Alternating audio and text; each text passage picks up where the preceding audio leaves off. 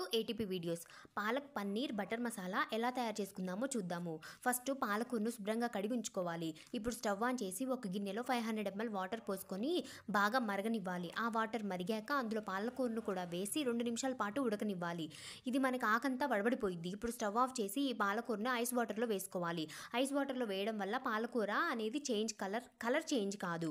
ఇప్పుడు ఈ పాలకూర మిశ్రమాన్ని మిక్సీ జార్లో వేసుకొని 4 వెల్లుల్లి రెబ్బలు, 10 జీడిపప్పు కూడా వేసి మెత్తగా మిక్సీ పట్టుకోవాలి.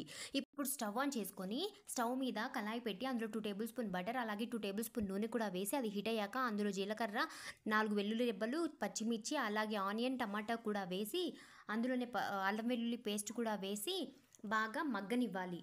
ఇందులోనే 1/2 టేబుల్ స్పూన్ పసుపు, 1/2 టేబుల్ స్పూన్ కారం, అలాగే రుచికి సరిపడినంత ఉప్పు కూడా వేసి బాగా ఆనియన్ అనేది మనకి కలర్ చేంజ్ అయ్యేంత వరకు మగ్గించుకున్నాక మనం ముందుగా సిద్ధం చేసి పెట్టుకున్న పాలకూర మిశ్రమాన్ని కూడా ఇందులో వేసి అలాగే 50 ml వాటర్ కూడా పోసుకొని మగ్గనివ్వాలి.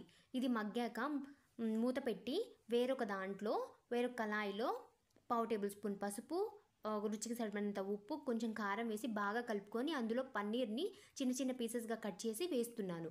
ఇలా వేశాక అవి కూడా బాగా కలిపి 1 నిమిషం పాటు ఉడికించి పక్కకు తీసేయాలి. ఈ పాలకూర మిశ్రమంలో ఈ పన్నీర్ ముక్కల్ని కూడా అందులో యాడ్ చేయాలి.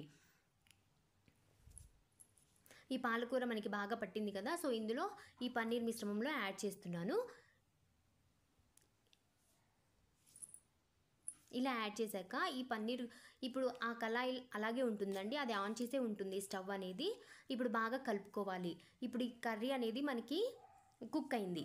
ఆ తర్వాత ఇప్పుడు ఇదంతా పూర్తయింది. ఇప్పుడు మనం కొంచెం గరం మసాలా పౌడర్, అలాగే కొంచెం జీరా పౌడర్, అలాగే కొంచెం కస్తూరి మేతి వేసి కూడా ఒక్కసారి కలుపుకొని మగ్గనిద్దాం.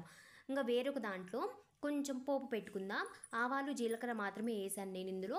ఆవాలు, జీలకర్ర అవి మగ్గాక ఈ పోపుని కూడా ఈ పాలకూర మిశ్రమంలో వేసి బాగా కలబెట్టుకొని స్టవ్ ఆఫ్ చేసుకుంటే palak paneer butter masala curry ready. ఇది చపాతీలోకి కానీ రైస్లోకి కానీ చాలా